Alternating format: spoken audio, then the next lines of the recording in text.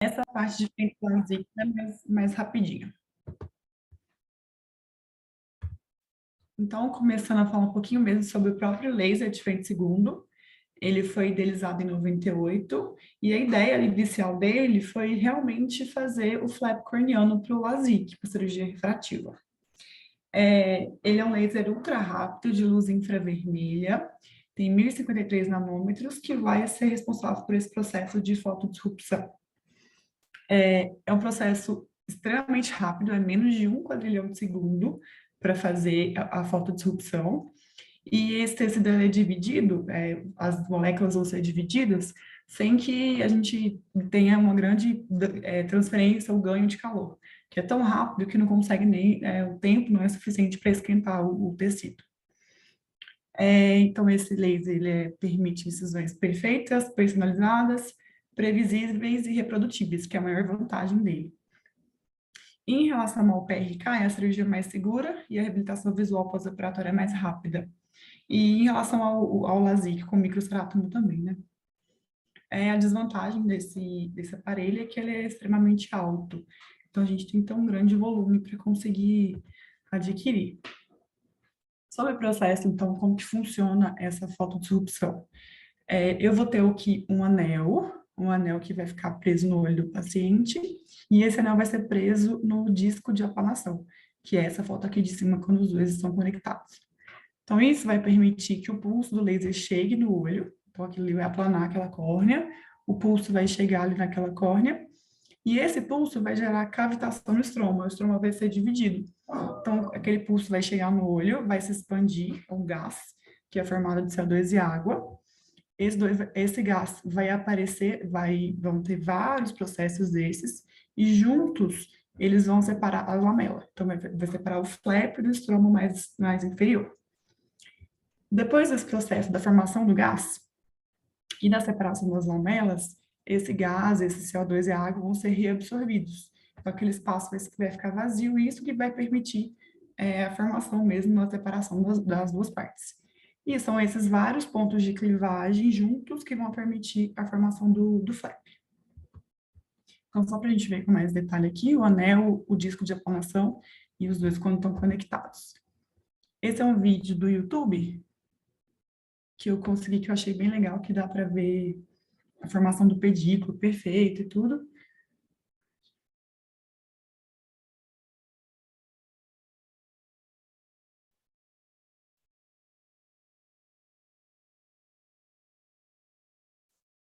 Então, o anel já está conectado no disco, eu faço a aplanação da córnea, e isso começa a confecção do flap, que é muito rápido, extremamente rápido.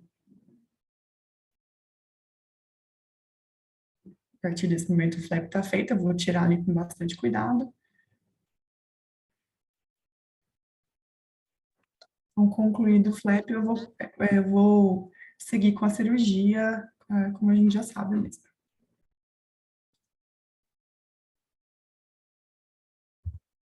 Então, aqui é só uma foto em comparação com o flap feito pelo microcerátomo e o flap feito pelo LASIK. Pelo microcerátomo, a gente vê que o meio ali, o centro do flap, ele é muito mais fino em relação à periferia. O do microcerátomo, ele é todo regular, e o centro, ele é quase da mesma espessura da periferia. Então, a gente consegue personalizar isso.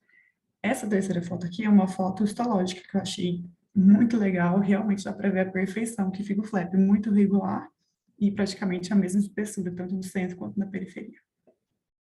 Então, os parâmetros do flap são programáveis, a gente consegue programar a profundidade, a espessura, o diâmetro e onde eu vou fazer aquele pedículo, o tamanho que eu quero. As grandes vantagens do Fentolasic realmente essa previsibilidade da espessura do flap. No pós-operatório, o paciente tem visão melhor sem correção em relação ao PRK e até o próprio microcerátomo também.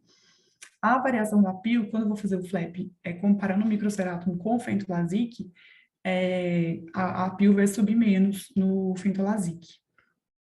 Vai ter menos indução de aberração, o olho seco também vai ter menos indução de olho seco, o paciente vai ter um pós-operatório mais tranquilo, uma reabilitação visual mais precoce, e eu vou conseguir preservar a anatomia do epitélio. As desvantagens é que o paciente pode desenvolver fotossensibilidade em glare, mas geralmente isso é mais temporário, depois melhora. Pode persistir, mas geralmente melhora. Pode desenvolver o DLK pela formação da lamela. As bolhas de ar, elas podem persistir também e podem até acontecer de entrar na câmara anterior, mas é difícil. E o alto custo, né, que é um aparelho bastante caro. São as minhas referências. Essa aula de frente LASIK, ela é mais rapidinha, a gente tinha falado sobre isso antes, acho que é mais tranquilo.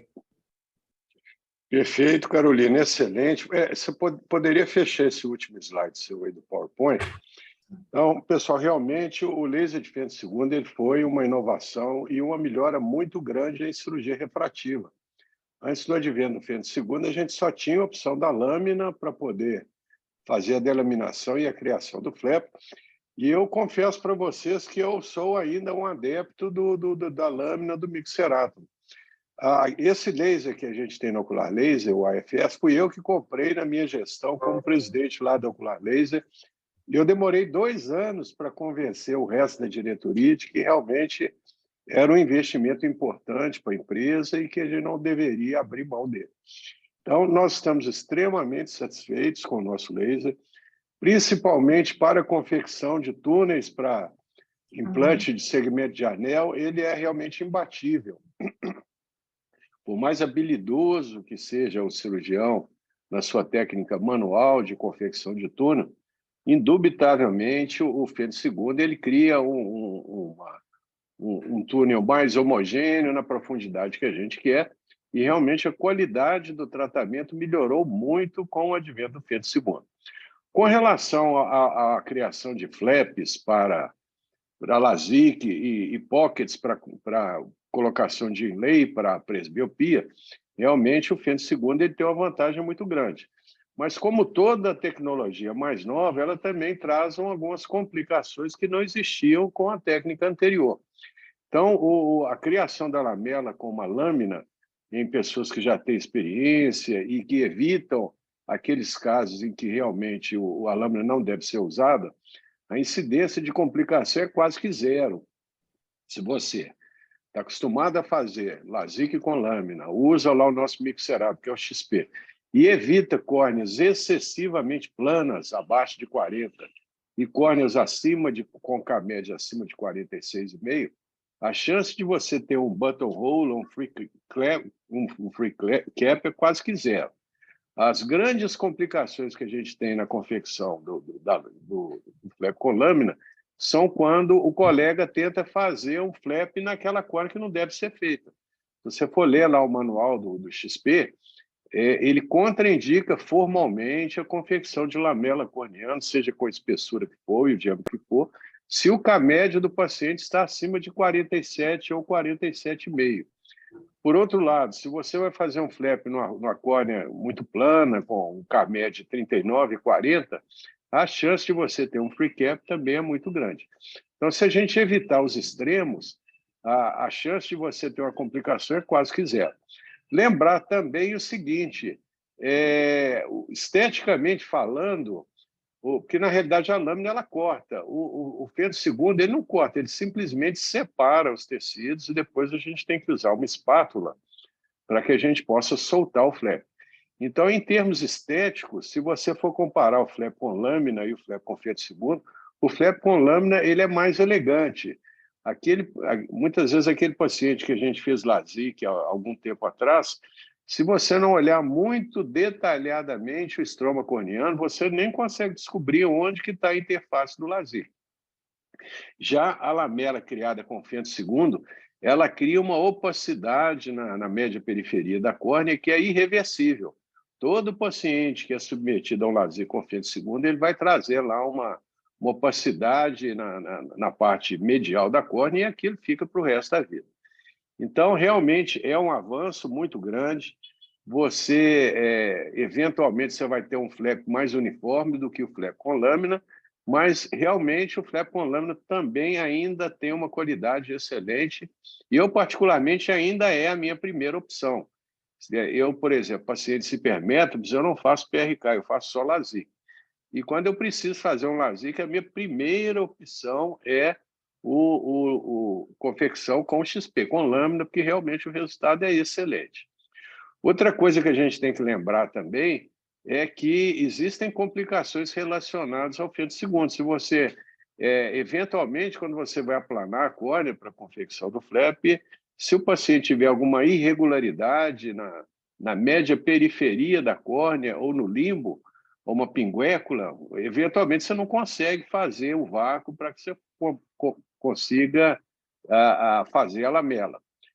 Pelo fato também de o fento segundo ele não cortar, ele simplesmente separar os tecidos, a chance de você ter uma DLK, um processo inflamatório no pós-operatório, é muito maior com o fento segundo do que com a lâmina. Então, são duas técnicas boas, porém as complicações existem em ambas as técnicas.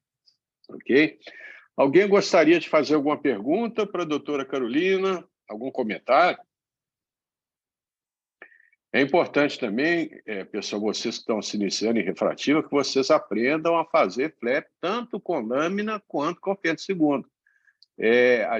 O nosso desejo é que vocês, assim que terminarem o fellowship de vocês, que vocês continuem operando lá no ocular laser. Lá nós temos as duas tecnologias.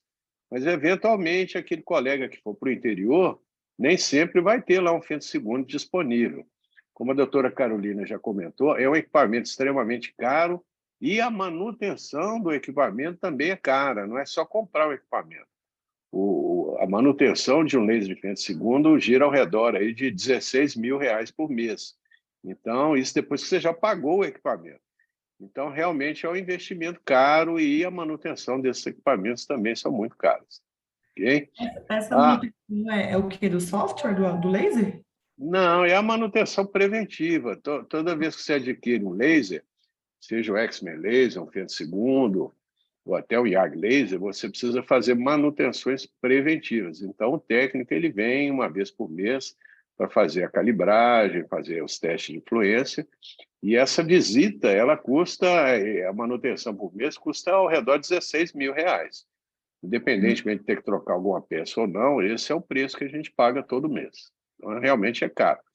Então, essas tecnologias de laser, tanto fento segundo quanto X-Men Laser, são investimentos que a gente tem que fazer com um grupo de colegas. Aquele colega que quer ter um brinquedinho desse só para ele realmente vai ter um custo muito alto e, do ponto de vista financeiro, nem sempre vale a pena. Então, a gente tem que pensar também em termos de retorno financeiro. Um X-Men Laser, se você tiver uma clínica de laser que você roda menos de 120, 130 casos por mês de tratamento, você vai ter prejuízo. Não é que você não vai ter lucro, não, você não vai conseguir pagar o investimento e a manutenção do equipamento. Né? Então, não justifica, hoje em dia, você comprar um equipamento desse, você tem menos que 130, 140 casos mês. Ok? O Cláudio Cury já está online. Boa noite, Cláudio. Tudo bem, doutor Arnaldo? Boa noite, pessoal. Tudo bem? Eu gostaria de ouvir aí os seus comentários a respeito da palestra da doutora Carolina, por favor. Muito bom, parabéns, Carolina. Hoje finalmente terminamos, né? Aqui não tenha dúvida de que hoje está ficando mais fácil, mais simples fazer com o fento. É uma tecnologia muito bacana e que de cada dia mais fácil acesso, mas nem sempre foi assim, né?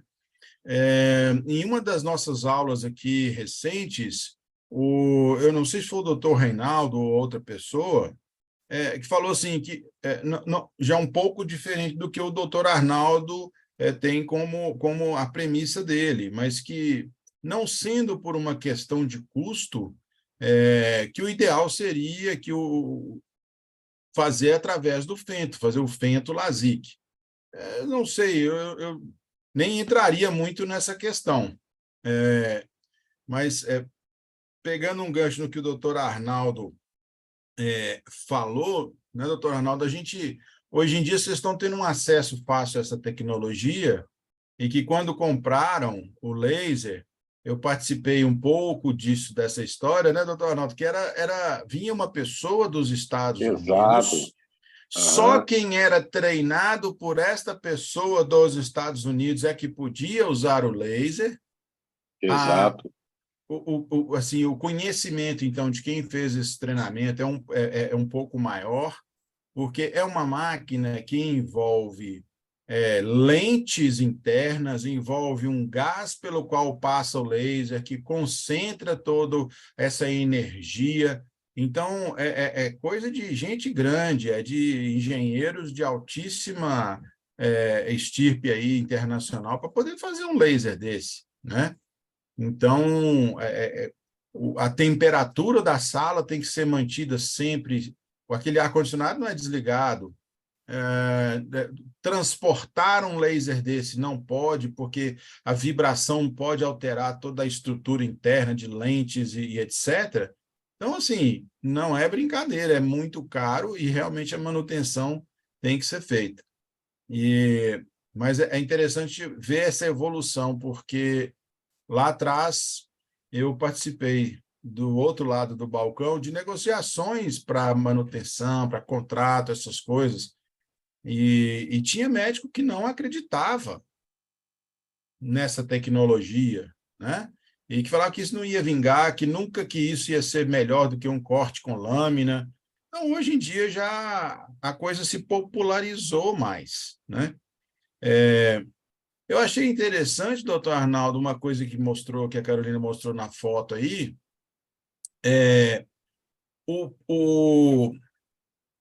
o dispositivo de vácuo é aplicado, mas no olho já com o blefarostato.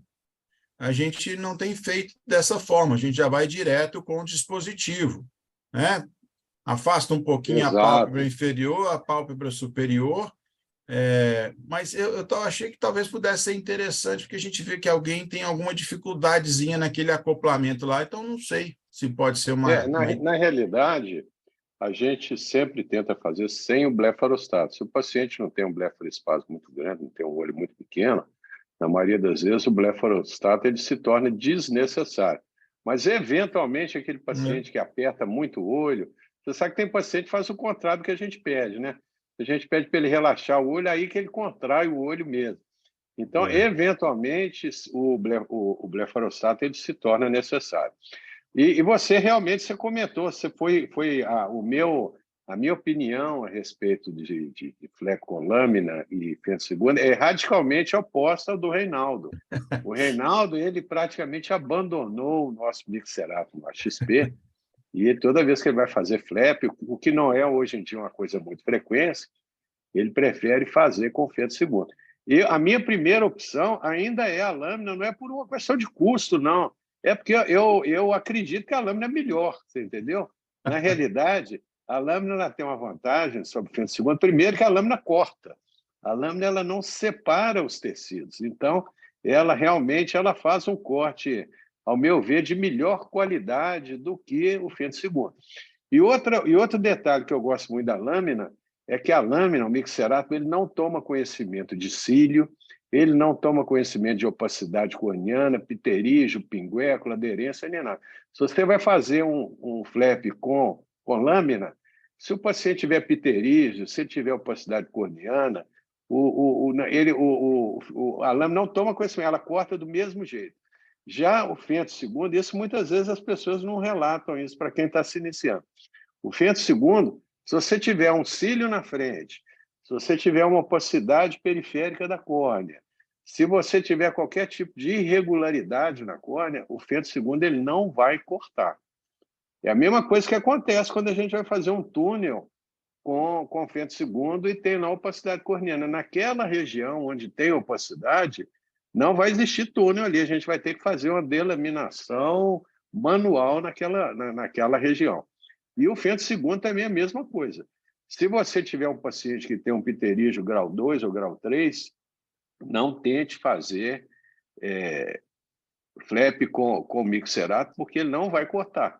Você vai ter o dissabor de ter que pedir uma tesourinha de Vanas lá para poder terminar o flap, o que não é uma coisa elegante.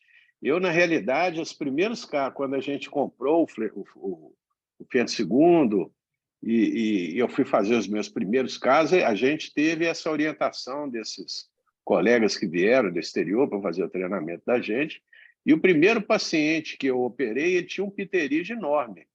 Então, a recomendação do colega lá, da pessoa que estava treinando a gente, é que eu fizesse, em vez de fazer um flap com rinde superior, que eu fizesse um flap com rinde temporal. Foi a recomendação. Como eu tinha experiência zero em feto segundo, eu segui a recomendação rigorosamente e fiz da maneira que me foi recomendado. Para minha surpresa, não teve flap na região nasal, simplesmente porque o laser não corta pterígio. Aí eu tive que delaminar a córnea, separar a córnea com a espátula, tive que pedir uma tesourinha de Vanas, a gente nem tinha lá na ocular laser, a gente teve que pedir lá o pessoal lá para emprestar uma tesourinha de Vanas, para eu poder cortar o pterígio, de pessoal de cima, para eu poder cortar o pterígio, lá a cabeça do pterígio, para eu poder levantar o flap. Então, realmente são algumas coisas que só a experiência que nos conduz da maneira correta. Não estou querendo desmerecer o Fento II para flaps. Realmente é uma tecnologia muito boa. Mas eu, pessoalmente, ainda prefiro fazer flap com lâmina, porque eu acho que a qualidade é melhor, independentemente de preço. O Reinaldo não concorda comigo. Ele acha que nós podemos até vender lá o nosso Mixerato, lá que não vai fazer falta. Mas, para mim, vai fazer falta demais. Então, é isso, pessoal. Doutor Arnaldo, essa lâmina ela é trocada de tempos em tempos? Essa lâmina é uma lâmina descartável. O Mixerato que a gente usa lá é o XP, que é um Mixerato da Bausch Lomb. E a gente só compra lâminas originais. E essas lâminas são para uso único. Então, você vai usar uma vez e vai descartar. Não são lâminas que a gente usa... A ocular laser, por exemplo, a gente não reesteriliza lâmina. Então, se o colega, eventualmente, ele quiser reesterilizar alguma lâmina de Mixerato para ele usar novamente, ele é que tem que pegar a lâmina, levar lá para a central de esterilização da preferência dele e providenciar a esterilização e trazer a lâmina. Porque a gente não fazemos o recondicionamento de lâmina e a própria Bausch Lomb não recomenda que se faça isso, ok? A própria Bausch Lomb até recomenda, se você, por exemplo, for fazer um LASIK bilateral, que você use uma lâmina para o olho direito e outra lâmina para o olho esquerdo. É uma coisa que raramente eu vejo algum cirurgião fazer isso. Normalmente a gente usa uma lâmina nova, ou seja, a gente sempre usa uma lâmina nova, mas a gente usa a mesma lâmina para ambos os olhos. Mas a recomendação, se você for ler lá no manual do XP, é que você utilize uma lâmina para cada olho. Ok? Mais alguma pergunta, pessoal?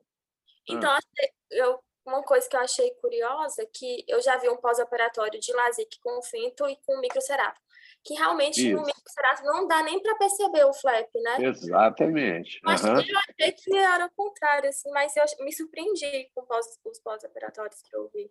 Tipo, não dá nem para perceber.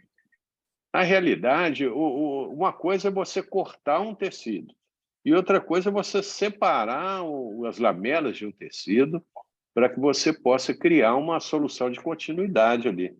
Então, realmente, se você for comparar, se você, por exemplo, for fazer um LASIK bilateral e você usar o lâmina no olho e usar o mixerato e usar o Fento II no outro olho, você vai notar no dia seguinte que o paciente vai relatar uma qualidade de visão melhor no olho que foi usado a lâmina do que o olho que foi usado o mixerato. Até porque o mixerato ele causa um pouquinho de edema na córnea, ele causa prega de DCM. Então, o pós-operatório da lâmina ela é mais rápida em termos de reabilitação da visão do que o Fento II. E é claro que todas essas intercorrências do Fento II são a característica do próprio laser, e muitas vezes com 2, 3 dias já vai desaparecer essas pregas de DCM e esse edema. Mas realmente a qualidade de visão é melhor com a lâmina do que com o Fento II. Você pode ter um DLK também com o próprio laser de Fento II, pelo fato dele causar um processo inflamatório, apesar de ser um laser frio também, ele causa um processo inflamatório na córnea. Então, você pode ter um DLK relacionado ao uso do Fento II. ok?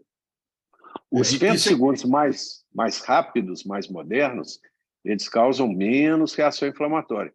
Mas os primeiros lasers de femtosegundo era muito comum que o paciente apresentasse um quadro inflamatório nos primeiros dias de pós-operatório do laser.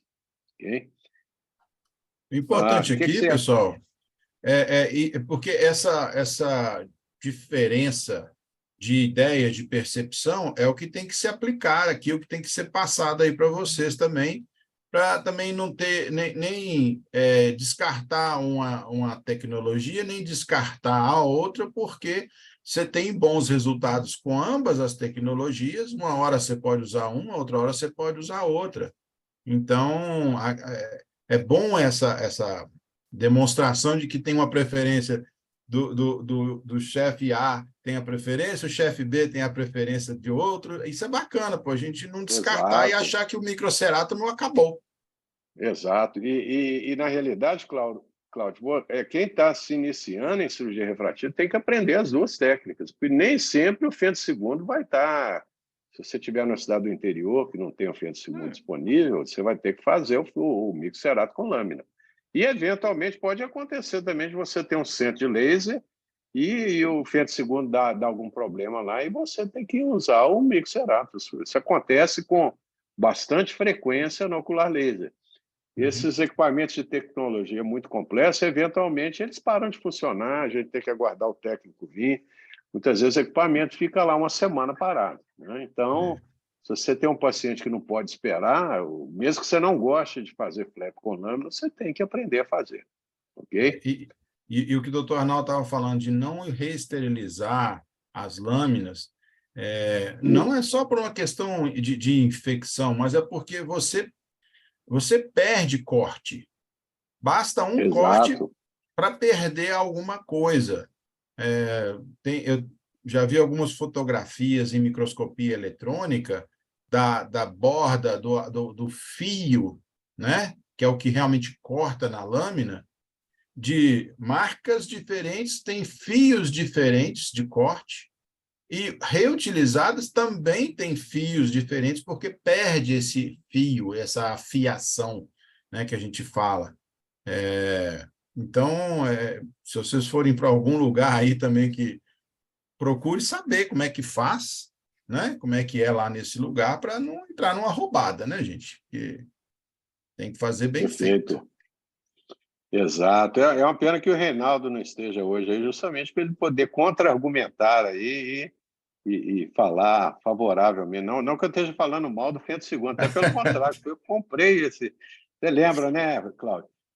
Eu passei quase um ano negociando com o Marcelo lá, a compra da Med. Na época, quem representava o AFES era a Medpac.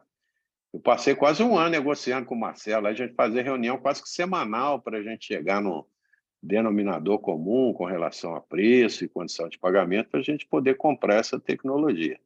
E, na realidade, foi uma compra importantíssima para o ocular laser, né? Hoje em dia, a gente nem pensa mais em fazer anel manual se você tem lá um femtosegundo disponível. Ok? Muito bem. Então, Cláudio, vamos partir para o segundo tempo agora, para os casos cirúrgicos? Bora lá. Eu tenho que tentar incorporar o doutor Reinaldo aqui, né? Não, mas eu tenho certeza que o Reinaldo está lá na cidade do Porto, lá tomando um vinho do Porto e mentalizando aí, sabendo que você vai substituir a altura. O Reinaldo já tá treinando o sucessor dele aí na refrativa. Isso aí já é um test drive já. Aqui, olha o número do caso. Vocês estão vendo a minha tela aí? Estamos sim. 62737. Como é que substitui um sujeito desse? Mas isso aí é o nome do prontuário, não é o número do caso cirúrgico, não. Isso é para a gente precisar depois de uma referência. É o tanto de paciente que ele já deve ter visto, né? Daí para mais. Exatamente. O meu prontuário lá na clínica está em 130 e tantos mil. Imagina o do Reinaldo, que é bem mais velho. Não é bem mais velho, é um pouco mais velho do que eu. Deixa ele chegar, hein? Tá certo. Então vamos lá. Então, pessoal, eu vou tentar passar aqui alguns casos que ele me mandou, tá? E nós vamos destrinchar o caso juntos, tá? Não são casos que eu conheço, então eu não atendi o paciente, então às vezes fica um pouco mais difícil, né? Mas vamos lá. E aí eu conto com a ajuda do doutor Arnaldo também, porque se eu estiver falando alguma bobagem ou se ele pensar de outro jeito, me interrompa e corrija o rumo, por favor, tá? Nós vamos fazer naquele mesmo esquema de ter alguém lendo o caso? Exato, Cláudio. Vamos convidar a doutora Ana para apresentar esse primeiro caso aí. Então, vamos lá. Antes dela começar, eu fico vendo aqui na minha tela aqueles comandozinhos lá em cima e acaba tampando alguma coisa aqui. Tem como tirar isso, não? Olha, na realidade, eu estou te acompanhando pelo iPhone, sabe? Uhum. Então, eu também não vejo, não, porque eu tenho uma margenzinha aqui do iPhone que eu não consigo ver a parte de cima. Mas se você colocar em tela cheia aí, deve melhorar. Se não rolar um pouquinho para baixo a tela aí deve melhorar. Eu, pessoalmente, não estou vendo aí a parte superior do slide, eu não estou conseguindo ver aqui. Deixa eu ver se eu... Ctrl, Alt, Shift. Agora pronto. Tirei, consegui. Doutora Ana, por gentileza. Primeiramente, boa noite a todos. Boa noite. Masculino, 29 anos. Agosto de 2020, primeira consulta. Avaliação de cirurgia refrativa. Encaminhado pelo primo oftalmologista, Dr. André Oliveira Dias. Refração estática. Do olho direito, -2 a 25, -4 a 75 no eixo de 5. Aceita eixo entre 5 e 10, mas prefere 5. Olho esquerdo, -2,5, astigmatismo de -4,75 ao eixo de 1,77, aceita eixo entre 1,75 a 180, prefere 1,75. Refração estática, olho direito, -2,25, astigmatismo de -4,75 ao eixo de 5, e o olho esquerdo, -2,5 a -4,75 a 1,77. Aquimetria, olho direito, 588, olho esquerdo, 572. Cerato do olho direito, 37,87, o eixo de 5 a 41,75. Olho esquerdo, 38,12, eixo de 173, por 42,62. Pressão intraocular, 18, ambos os olhos. Paciente vem para mapeamento de retina e avaliação para cirurgia refrativa. Mapeamento de retina ambos os olhos, vítreo transparente, retina aplicada, brilho macular preservado, vasos de calibre, topografias habituais, discos ópticos de limites, coloração fisiológicos, não identifico roturas ou degeneração periféricas predisponentes a descolamento de retina. Exame sem alterações, paciente liberado para realização de cirurgia refrativa. Conduta. Pois é, pessoal, só uma coisa, Ana.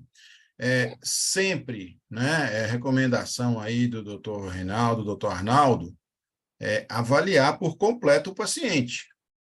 Né? E muitas vezes, não sendo um especialista em retina e tendo essa opção onde você trabalha, fazer isso com quem foi especialista, né, encaminha, o colega te devolve, com esse laudo aí, dizendo, então, que do ponto de vista da retina, está tudo ok. Né? Nós vamos tentar analisar o resto. Então, tem aí a topografia do paciente. Como é que você avalia essa topografia aí para a gente, Ana?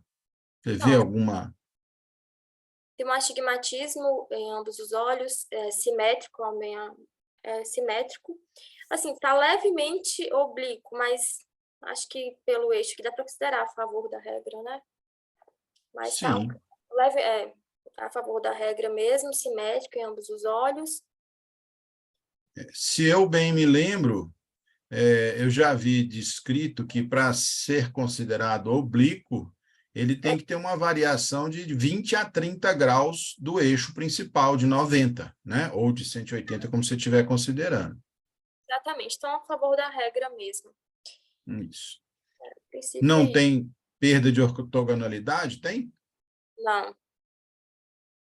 E aí, o que você acha que a gente tem que fazer? Estou incorporando o doutor Reinaldo, gente.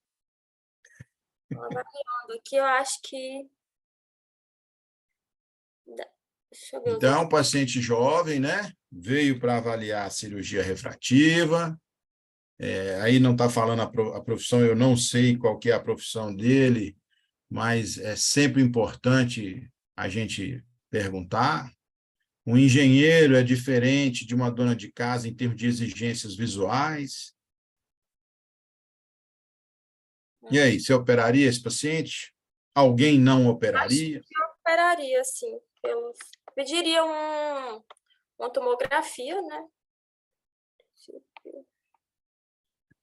Vai se ver. Aí eu... Tem outro exame dele, mas eu acho que a princípio, sim.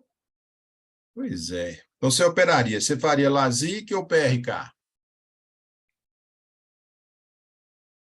Acho que dá para fazer. Assim, ele tem uma espessura de córnea boa, assim, pelo grau e pela espessura residual. Daria para fazer um LASIK, eu acho. Ele tem uma córnea muito boa, né, em termos de espessura. Mas a Mas gente já viu aqui que a espessura não é exatamente aquilo que determina prioritariamente o operar ou não operar, né? Mas a córnea é boa, ótimo. Mas em relação à técnica, assim, avaliando o grau que ele tem, né? E com a espessura da córnea, daria para fazer um LASIK.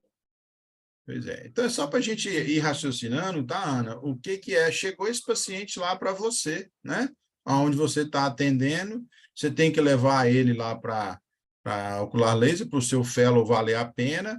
Então, você tem que resolver o que você vai fazer com ele, o que você vai propor para ele. Então, você estaria propondo o LASIK, é isso? Então, mas esse me chamou a atenção também a córnea dele, né? O K1 é um pouco plano também, né? É um pouco mais para plano, mas ele é míope, né? Mas eu pediria uma tomografia se viesse assim, mas eu acho que dá para fazer um LASIK. Como é em 2020, né? A gente tinha topografia nessa época. Aqui eu não estou conseguindo passar. Vamos ver. Exatamente o que foi feito, Ana. Parabéns aí, ó. Doutor Reinaldo e você estão coincidindo, né? E aí, você consegue ver algum número aí dessa topografia? Você consegue ver o que ela está apresentando para a gente? Você quer que eu aumente alguma coisa?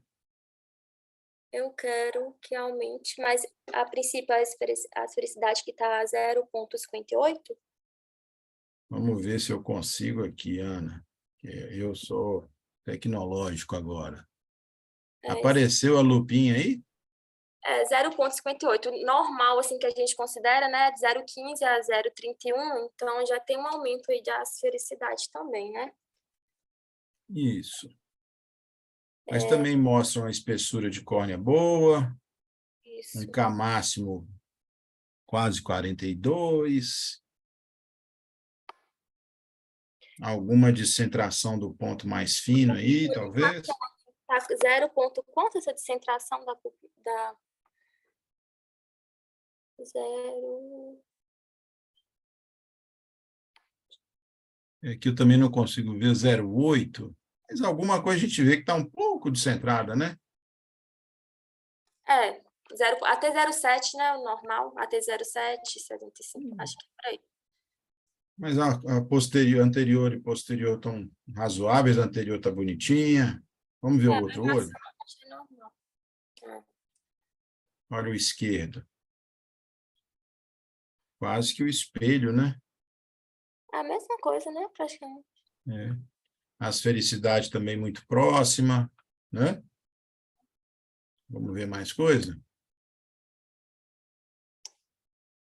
Aqui, sobe mais um pouquinho. Ah, não, acho que eu não estou vendo o final aqui dos índices. Eu não sei, você...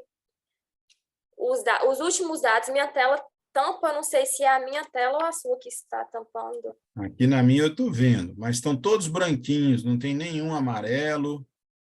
O arte máximo também tá bom, acima de 439, normal. Vamos ver o outro olho. Demais mapas de Pentacam normais.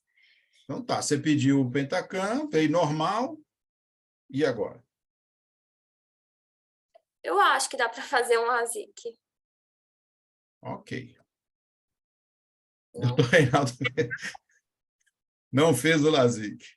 Dá para fazer as duas, na verdade, né? Dá. Eu falei pelo LASIK mais devido pela espessura da córnea, mas, assim, PRK também não deixa de ser uma opção, né?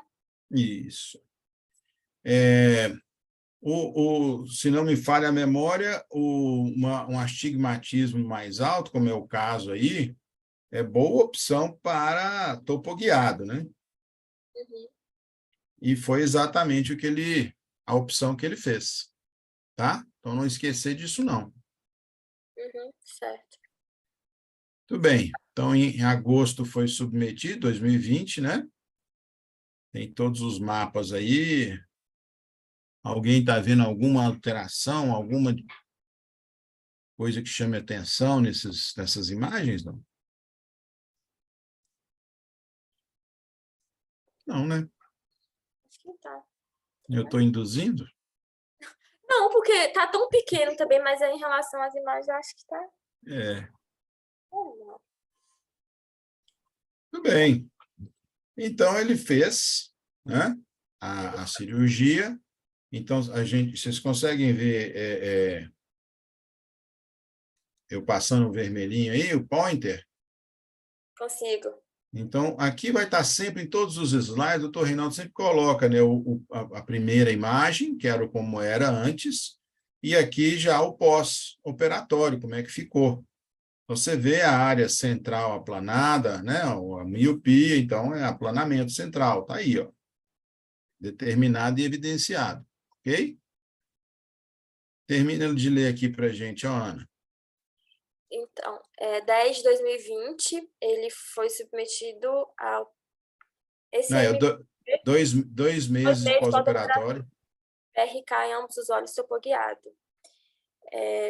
Olho teste direito, teste de de sensibilidade ao contraste, diurno, olho direito normal, olho esquerdo, perda isolada, né, é um determinado valor, tá.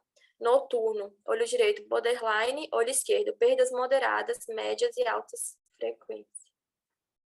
então tá. Então estava indo bem, mas ele notou isso aí, certo? Certo. Aí parou aqui em agosto de 2020, né? Não, Isso. Então, em outubro foi quando ele operou, né? isso. Aí, em março de 2021, 7 meses pós-operatório de PRK topoguiado ambos os olhos, sem queixas visuais. Acuidade visual do olho direito 1, 0,9, olho esquerdo sem correção. Dinâmico, olho direito plano, visão de 1, olho esquerdo, mais 0,75, menos 0,75 a 90, visão de 1. Bio, leve a opacidade de cápsula anterior do cristalina, ó. Conduta, manter sem correção ou Isso. pós-op para Voltar um ano para pós-operatório. sensibilidade ao contraste. Isso. Então, ele fez uma observação de que tinha uma leve opacidade do cristalino, mas com uma visão muito boa, e o paciente sem queixas, satisfeito, né? Não teria que fazer nada, na minha opinião, ficar tranquilo com relação a isso, dependendo do perfil do paciente, do perfil emocional, talvez nem precisasse de comentar com ele essa leve opacidade, porque isso poderia causar algum tipo de estresse na pessoa, né? E volta daqui a um ano. É um paciente, como o doutor Reinaldo sempre fala, é o paciente seu para sempre. Você não dá alta em paciente que você opera. Tá? Vamos lá. Vamos ver se tem mais alguma coisa aqui ou se nós... Isso aqui, gente, quando eu fui ver o caso, isso é do manual do laser, né? Como é feito, como explicando a forma como a máquina funciona, tá? Eu sinceramente, que eu não saberia dizer aqui se o doutor Reinaldo teria alguma coisa a mais para informar sobre isso. Eu teria uma coisa importante que, às vezes, a gente não faz, mas que o doutor Arnaldo acabou de mencionar há poucos minutos atrás aqui, que falando do manual do microcerátomo que ele usa, que lá não recomenda fazer isso, aquilo outro. É ler manual, é a gente ter uma noção, a gente ter o acesso, pelo menos, a gente ter dúvida, a gente sabe aonde procurar, né? É igual o videocassete de antigamente, a gente nem lia manual, já ia começar a usar. Agora nós estamos fazendo uma coisa diferente, estamos operando o olho de um paciente, é uma máquina de altíssima tecnologia, então que merece um cuidado e uma atenção maior da nossa parte. Seria o que eu falaria, tá? Vamos ver se tem mais alguma coisa aqui além disso. Mostrando aqui os relatórios que a máquina emite, tudo que está lá que pode ser revisto, tá? E como fazer para operar o EX500, que é o nome do aparelho, no modo topoguiado, tá? Se o doutor Arnaldo tiver alguma coisa a acrescentar, por favor, doutor Arnaldo, nos ajude. Ok, Cláudio, excelente. Como a doutora Ana comentou, esse paciente ele é um bom candidato tanto para LASIK quanto para PRK. Se esse paciente tivesse sido procurado cirurgia refrativa em 2000, 2002, certamente ele seria submetido a um LASIK. Nós tivemos a época áurea do LASIK, no ano 2000, quando a gente comprou o nosso XP, pegava mal fazer PRK. Ou seja, todo cirurgião refrativo queria ser 100% LASIK. Aquele colega que ainda permanecia fazendo PRK, ele estava fazendo uma técnica que, na época, a gente achava ultrapassado, porque PRK dava raise, PRK doía.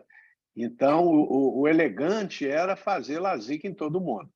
O tempo nos ensinou que o LASIK não é um procedimento isento de complicações, muito pelo contrário.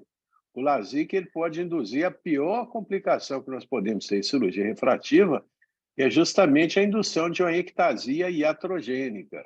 E quando surgiu a mitomicina C, o perfil de cirurgia refrativa mudou radicalmente. Aqueles pacientes que a gente fazia LASIK com medo de ter um raise severo, a gente já poderia começar a fazer PRK em graus mais altos com a mitomicina C, e a chance da gente ter um raise era quase que nula. Então, mudou. Esse paciente ele foi em 2020, nesse mês, que esse paciente foi operado. Isso. Certamente, em 2020, a gente não estava mais fazendo LASIK em paciente jovem. Hoje em dia, a técnica mais segura para correção de miopia em pacientes jovens, sem dúvida nenhuma, que é o PRK.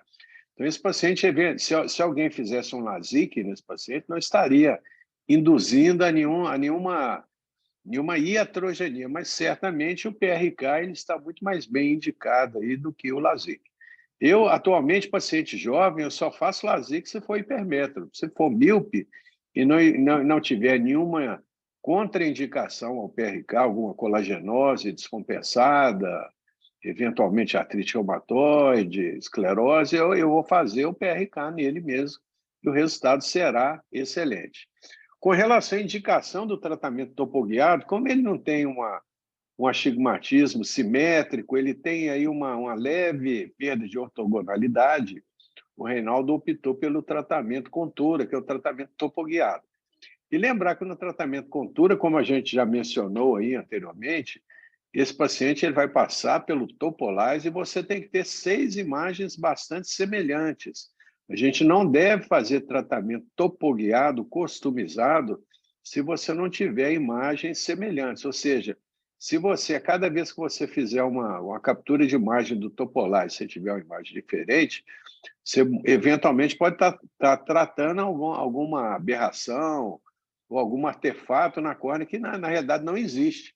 E o resultado será imprevisível. Ou seja, o tratamento com Tura só pode ser indicado quando você tem medidas bastante uniformes no Topolizer. E o Topolizer ele é um aparelho que tem uma inteligência artificial, ou seja, se você não conseguir imagens bastante uniformes e bastante congruentes, o Topolizer nem salva as imagens.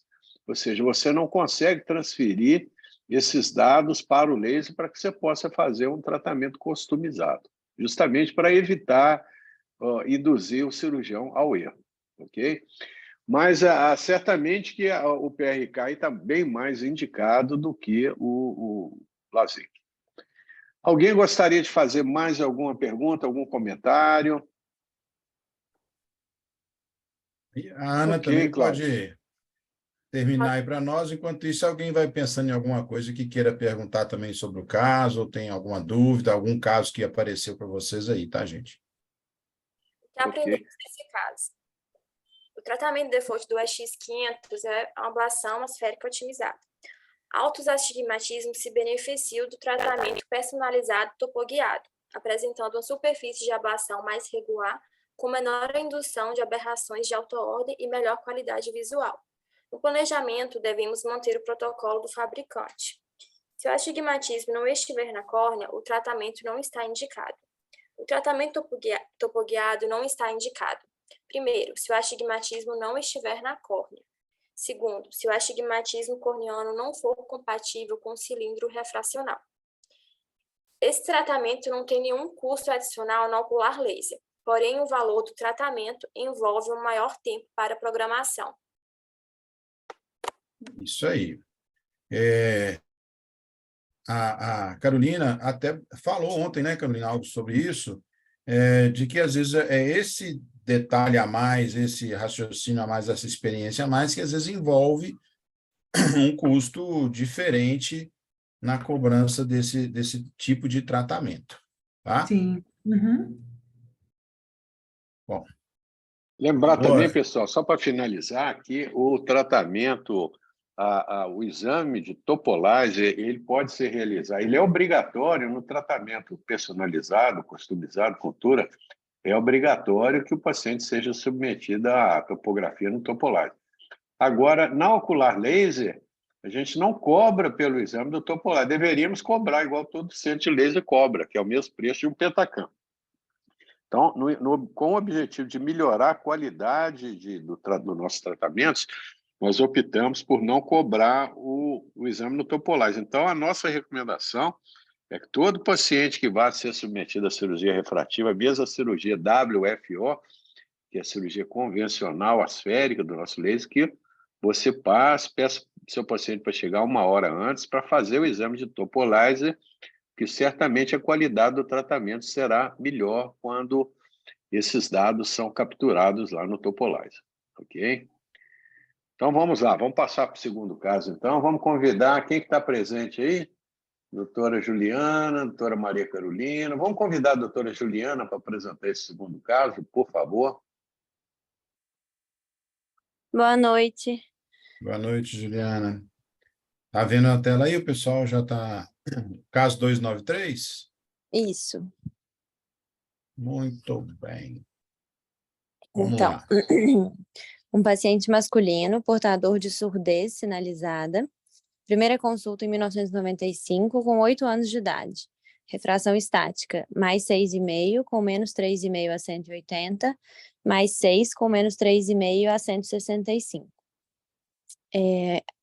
A refração aqui é dinâmica, talvez? Isso. Mais 4, menos 3,5 a 180, mais 3, com menos 3,5 a 165. No cover tem um XT, feita a oclusão, e no fundo de olho, papilas escavadas. Depois, em 2007, 20 anos, refração estática manteve, mais 6,5 com menos 3,5 a 180, e a do olho esquerdo, mais 6,5 com menos 3,5 a 170. E na dinâmica, mais 5,5 menos 3,5 a 180, visão de 0,8, e olho esquerdo mais 5,5 com menos 3,5 a 170, visão de 0,8. Fundo de olho mantém papilas escavadas. Pois é, então a gente começa a perceber que é um paciente diferente, um pouquinho diferente, né, de outros que a gente viu. Então, foi feito toda uma propedêutica desse paciente, que eu estou tentando passar um slide para mostrar, e foi pedido a avaliação ortóptica, tem a recomendação do estrabólogo de como fazer, o que passar, para penalizar, eu estou resumindo aqui, tá? -2. Então, provavelmente, a refração desse jovem de 8 anos de idade, que era mais 6,5, mais 6, mas foi passada uma refração de mais 4, mais 3, é aquela reserva de acomodação, mas tem um motivo, né? Porque ele estava dessa forma fazendo XT, com isso ele corrigiu. Se passasse tudo, ele podia passar a fazer um ET. E nós vamos ver que tem uma consequência, essa mudança, essa variação, né? Nós tivemos uma aula do doutor Eduardo, né, doutor Arnaldo? Que tivemos ano passado, esse ano nós vamos ter de novo, provavelmente, que é fenomenal, dos cuidados que a gente tem que ter com esse tipo de paciente, tá? Então, nunca deixe, se você não é especialista nisso, se não tem muita segurança, de solicitar essa avaliação especializada, tá? E outra coisa interessante que ele tem aí é essa papila, diferente, escavada. Então, em algum momento aqui nesse caso, vai ter uma foto disso, tá? E aí a gente vai voltar nisso aí que a gente tem sempre que acompanhar. Continua para a gente, Juliana. Depois, em 2009, com 22 anos, veio para avaliação de cirurgia refrativa. Isso aí. Está aí a topografia, né? Você está vendo alguma coisa nessa topografia? Alguma alteração? Tem discrepâncias com a refração? Olha, pela topografia tem um astigmatismo regular e simétrico, né, em ambos os olhos, a favor da regra, que não chama muito atenção para nenhuma ectasia, nada disso. Em relação à comparação do astigmatismo topográfico com refracional, o topográfico é um pouco mais alto no olho direito, né? Isso. Mas é de se esperar, né, que o astigmatismo pela topografia seja um pouco maior. E a gente vê que é uma topografia, a gente está em preto e branco, mas não é uma coisa absurda. Mas, sei lá, se eu pudesse chamar alguma atenção aqui para a gente ficar né, orelha em pé, ó, aqui em cima, no olho esquerdo, uma isóptera um pouco menor do que a isóptera inferior, o astigmatismo já aqui a 165, querendo desviar, coisas para a gente estar atento, ok? Mas, olha, uma paquimetria, uma córnea grossa, né? Então, bom, já um problema a menos. Ok. E aí, Juliana? O que você faria com esse paciente? Esse paciente é seu agora. Sem medo de errar. Mas como que está em relação às outras questões dele, dessa papila, desse estrabismo? Pois é, o que você quer mais? Olha lá as condutas. Não operar, LASIK, PRK ou outra. Acho que, por enquanto, eu não operaria, não. Eu pediria uma avaliação das outras especialidades também. Vamos ver se teve? Tem hora que demora aqui para mim, gente, porque eu passo aqui no meu e não vai. Mas estamos lá. A opção na época, então, foi em 2007, aliás, desculpa, 2009, foi de operar, fazendo um LASIK. Doutor Arnaldo acabou de falar. Hipermétropes, a opção é pelo LASIK, certo?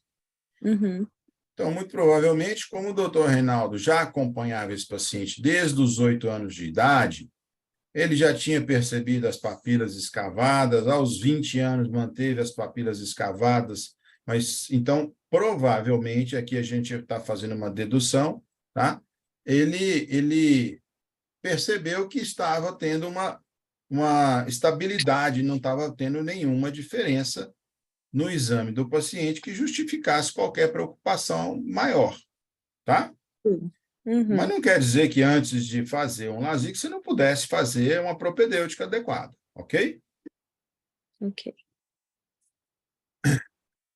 Vamos lá, então. Aí tem um adicional aqui, ó. Então, Olha lá pra gente. em julho de 2009, foi submetido ao HLASIK AO. E aí, mais 5,5 com menos 4 a 180 e mais 5,5 com menos 3,5 a 170. Pois é. É quase que a refração dinâmica dele apresentada lá em 2007, tá? Essas imagens aqui estão só simplesmente mostrando como é que foi feito e a transposição para cilindro positivo, foi feito exatamente isso aqui, tá? É só ampliado aí um pouquinho. 6 horas Então, após o LASIK, acuidade visual de 0,6 AO sem correção. esse resultado é bom, Juliana?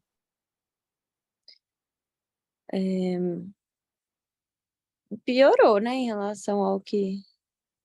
Ah, não, mas ele era com correção, 0,8. É, isso aí. Então, Não, olha então... só, com 6 horas da cirurgia, provavelmente o doutor Reinaldo sempre pede para o paciente voltar lá à tarde, né? Ele saiu de 0,8 com correção de mais 5,5, menos 3,5 de cilindro, para nada de correção para 0,6. Então, é um resultado muito interessante, tá? O LASIK propicia isso, né? Então, é bacana. Então, muita gente ainda opta pelo LASIK. Lá no Refrativa Rio, havia essa preferência pelo LASIK. Então, eu achei interessante, porque a gente está sempre falando de PRK, né? Mas nesse caso aqui é hipermetrópico, é isso aí mesmo. Vamos ver se tem mais algum desdobramento aqui. Você consegue ver o que tem lá embaixo? Que apareceu alguma coisinha ou não? Sim, em janeiro de 2010, tirou o CNH sem correção. Bom ou não? Bom demais. Hein? É uma pessoa de mais 5,5 de hipermetropia, né? Então, deve estar bastante feliz o rapaz. Vamos ver mais o que aconteceu. Peraí, E então, aí você tinha falado em 2010, ele tirou a carteira. Então, Isso. aqui, ó, Então, em 2011, sem queixas visuais, a estática com mais 1,5, visão de 0,8, no olho esquerdo mais 1,5 com menos 0,75 a 60, visão 0,8. Seguiu o acompanhamento, em 2013, 2014 voltou sem queixas visuais, a refração dinâmica plano 0,8 e o olho esquerdo mais 1 com menos 1,5 a 60, 0,8. Isso. Está aí a topografia dele, de 2009, mostrando o padrão, né, miópico da correção, tá certo? E a conduta manter sem correção. Então, é o que a gente está sempre falando, doutor Reinaldo sempre falando, doutor Arnaldo sempre falando. O paciente, entre aspas, não recebe alta, ele está sempre voltando. E um paciente hipermétrope, ele tem algumas alterações e variações diferentes no seu pós-operatório crônico do míope, é diferente. Ele altera, ele varia um pouco mais. Por isso que é sempre importante continuar acompanhando.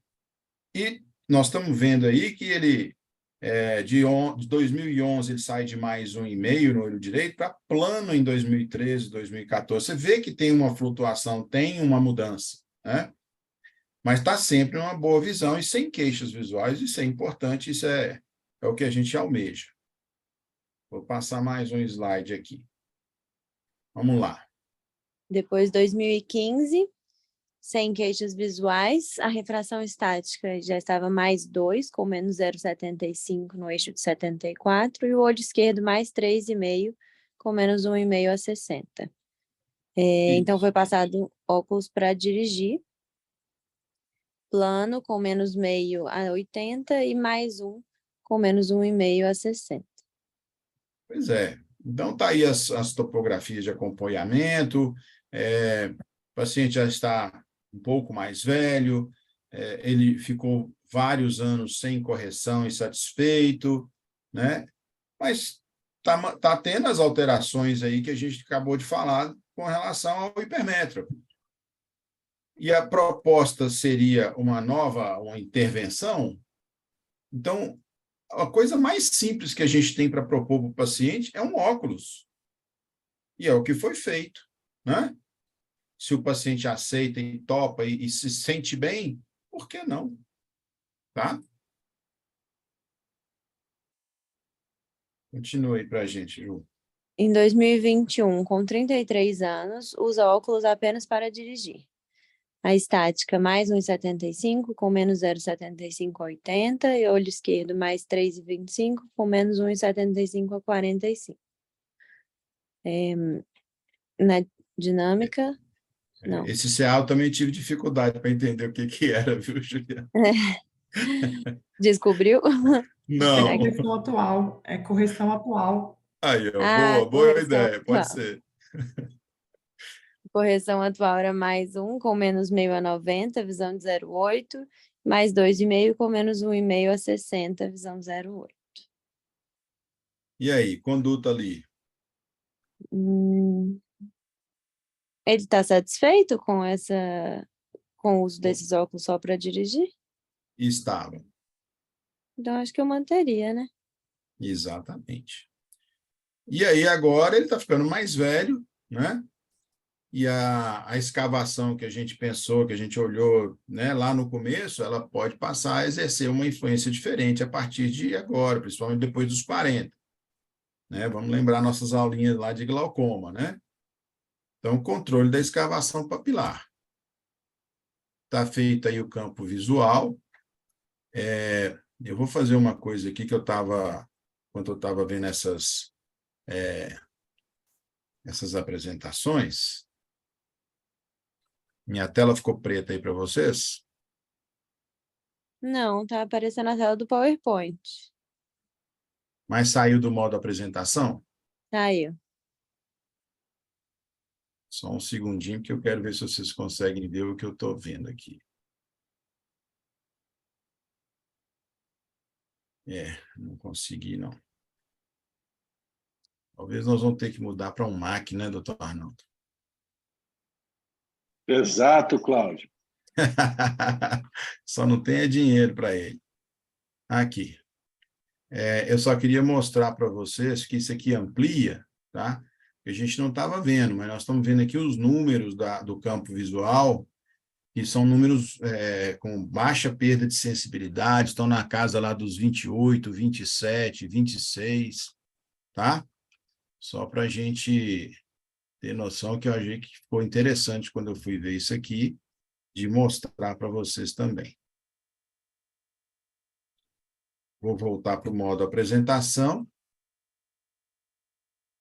dando sequência aí na avaliação, que lá no comecinho você pensou em fazer, não é, Juliana? Sim, uma propedêutica, né, de glaucoma. Pois é, mas dentro daquilo que eu estava falando, o paciente jovem, acompanhado há muitos anos pelo doutor Reinaldo, aí agora a gente está vendo que tem um disco, uma escavação maior, né? Não é nosso objetivo, mas a gente tem que estar sempre atento a tudo. Olhando aqui o padrão da dupla corcova, um pouquinho mais chato, mais plano do que o que a gente está acostumado a ver em olhos normais, mas tem que estar acompanhando. E aí, o que nós aprendemos, Ju? Alta hipermetropia apresenta regressão em níveis variáveis. Acabamos de falar isso, não foi? Uhum. Pois é, mas paciente satisfeito, visão 0,8, aceitou um óculos para poder dirigir, feliz da vida, certo? Isso. Item 2. O H-LASIK é mais estável do que o HPRK, especialmente em graus mais elevados. Okay. Se tivesse alta hipermetropia com ET, a cirurgia não seria uma boa indicação. Neste caso, o grau residual é desejável devido ao XT. Nós comentamos isso lá atrás, Às vezes a gente esquece, mas se a gente esqueceu, não souber, pede avaliação do especialista. No tratamento da hipermetropia mista com cilindro positivo, há maior elevação do K1 do que K2, e os resultados são melhores e mais estáveis que a hipermetropia simples. Ao indicar tratamento para a hipermetropia, deve ficar claro ao paciente. O objetivo é reduzir a dependência dos óculos. Não há como saber quanto haverá de regressão. Quanto maior a hipermetropia e mais jovem o paciente, maior a regressão. Não é incomum a perda de linha da melhor visão corrigida. Corrigida, hein? Então, se corrigida, ele pode ir a 1 de visão, sem a correção com o efeito do laser, ele não chega a 1, mas está sem correção, né? Sim. Receitar óculos para dirigir ou cinema trazem segurança e conforto. O perfil do paciente é fundamental. Avalie o impacto que a redução da dependência de óculos trará em sua vida. Se o paciente questionar as limitações do tratamento de hipermetropia, não opere. Pois é. Mais importante lição é essa aí do final, né? Então, às vezes é mais jovem, até não tem muito questionamento. Mas em havendo questionamento desses limites que a hipermetropia impõe no tratamento, é preferível não operar, mas sempre reforçar essas questões da hipermetropia, tá? É importante não. Óbvio, nós estamos falando do termo de consentimento informado, não é nem isso, mas o paciente tem que entender a que ele vai se submeter, tá bom? Deixa eu ver se tem mais alguma coisa. Não. Então, alguém quer fazer alguma pergunta que eu saiba responder? Algum comentário?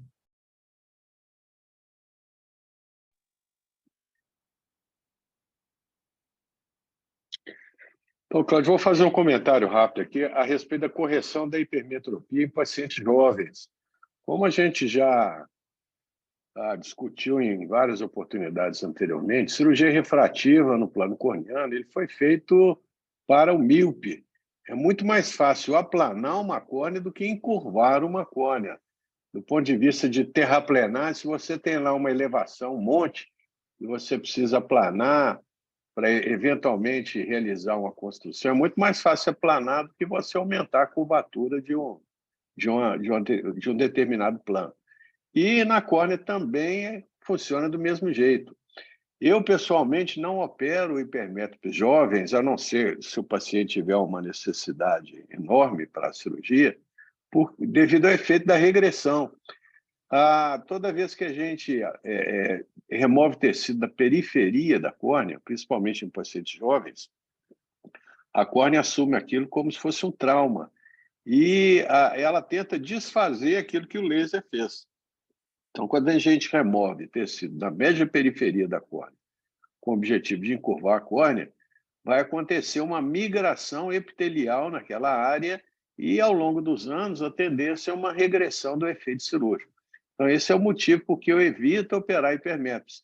É desagradável você operar um paciente de 25 anos de idade que tem lá mais 6 e o resultado inicial ser excelente. Muitas vezes, no hipermétrope, a gente tem até pequenas miopias no pós-operatório de -1, -1,5, e esses pacientes normalmente ficam extremamente satisfeitos. Mas, à medida que a gente vai acompanhando esses pacientes ao longo dos anos, a gente observa inexoravelmente uma regressão do efeito cirúrgico. Então, é desagradável se operar um paciente que tinha mais 6 e ele voltar 3 anos depois com mais 3. Eu não sei passar essa notícia para o paciente. Falar, olha, você tinha mais 6 e atualmente você está com mais 3. Ou seja, você vai ter que voltar a usar óculos do mesmo jeito. Então, eu prefiro não operá-lo justamente pela regressão do efeito cirúrgico ao longo dos anos. Se, eventualmente, eu precisar operar um hipermétrope, seja jovem ou não, a minha técnica de eleição será sempre o LASIK. Esse comentário que eu estou fazendo a respeito de hipermetropia, isso vale para o hipermétrope jovem. Aquele hipermétrope presbita ou quase presbita, eles normalmente são ótimos candidatos para a cirurgia refrativa lamelar. Ou seja, aquela senhora que está lá na faixa dos 40 e poucos anos, que tem uma hipermetropia moderada e já apresenta sintomas de presbiopia, esse perfil de paciente, eles ficam muito satisfeitos com o H-LASIK, porque a gente pode fazer uma báscula no olho dominante, a gente faz uma programação para ter um target plano ou uma pequena miopia, e no olho não dominante, a gente faz uma programação para deixar um target de menos 1,5.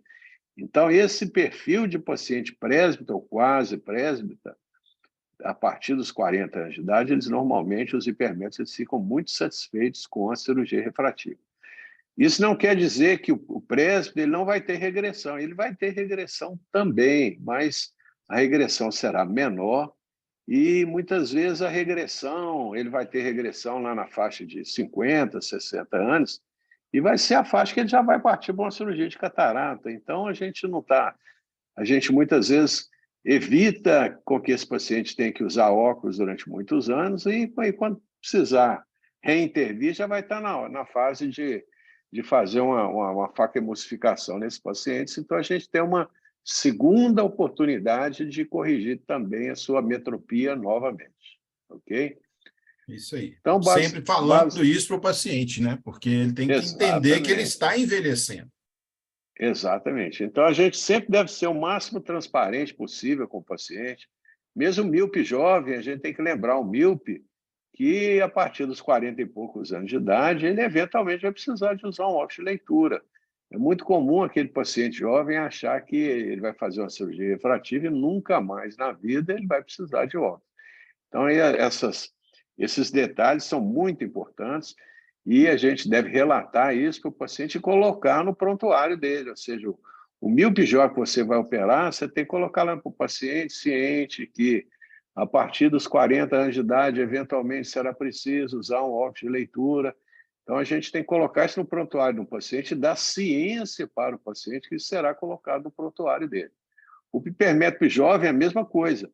Aquele hipermétrope jovem que, por algum motivo, por uma preocupação ocupacional ou de trabalho, ele precise ter a sua metropia corrigida, a gente pode operar, contanto que a gente comunique isso para ele. Olha, você não é bom candidato para cirurgia, a sua metropia tem que ser corrigida só com LASIK, você eventualmente terá uma regressão que pode ser importante ao longo dos anos, eu vou colocar isso aqui no seu prontuário. Se você quiser dividir o risco comigo e você tendo ciência de todos esses detalhes, caso você queira, nós podemos realizar o seu procedimento. Aí você coloca tudo lá no prontuário, pede o paciente para assinar e pronto. É uma transparência que evita muita dor de cabeça no futuro. Ok? Muito cuidado para operar filho de amigo. Exato. Eu, recentemente, aconteceu exatamente isso, né? Um paciente jovem, estudante de medicina, hipermétrope, usuário de óculos bastante pesado, e veio para fazer uma avaliação e a gente já sabendo dessas dificuldades com o hipermétrope, né? Não vou falar graças a Deus, não, porque é ruim, mas na propedêutica tinha um ceratocone no rapaz. Eu falei assim, ótimo, está aí a explicação pelo qual eu não vou operá-lo, porque a outra era muito complexa. Apesar dele ser médico, eu poderia entrar em detalhes, mas estudante de medicina, na verdade, eu falei assim, não, você tem um ceratocone. Fui avaliar o irmão dele, também com ceratocone. Então, já era hipermétrope, já era mais complicado, mas ainda com ceratocone acabou-se a possibilidade. E filho de amigo, então... Exato. Lembrar também, pessoal, que nem todo portador de ceratocone ele vai ser míope. Ele vai ter um astigmatismo irregular, vai ter aberração corneana, mas eventualmente ele poderá também ser hipermétrope. Né? Pois é. E não é incomum, hein?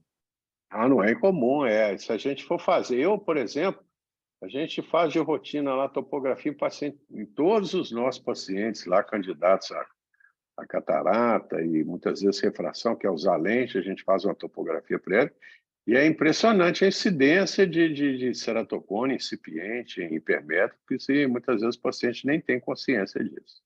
Okay? Esse paciente está feliz da vida com lente de contato.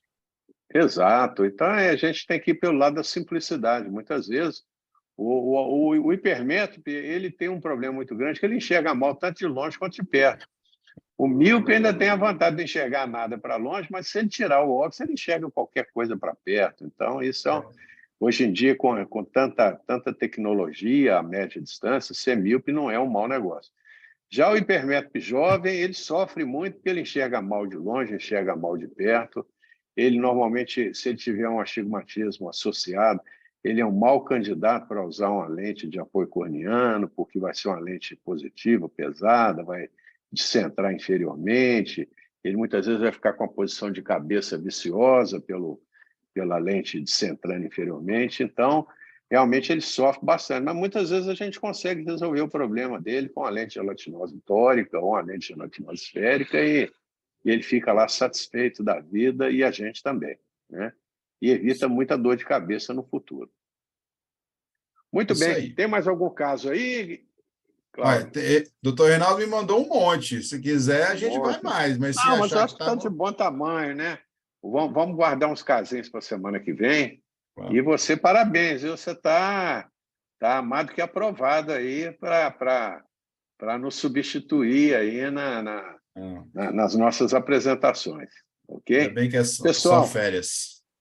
não, mas eu vou até sugerir ao Reinaldo que você assuma aí umas quintas-feiras aí, porque você realmente se saiu muito bem. Então, pessoal, alguém gostaria de fazer algum comentário, alguma pergunta? A hora é agora. Pessoal que for nos acompanhar amanhã no Ocular Laser, a partir de 11h30, a doutora Ana tem vários procedimentos lá agendados e estamos lá, tá bom? A partir de 11h30, todos convidados. Então, Cláudio, parabéns, muito obrigado, doutora Ana, doutora Carolina, doutora Juliana, e até amanhã, pessoal. Boa Valeu, Boa noite a gente. Boa todos. noite. Obrigada, boa noite. Obrigado, pessoal.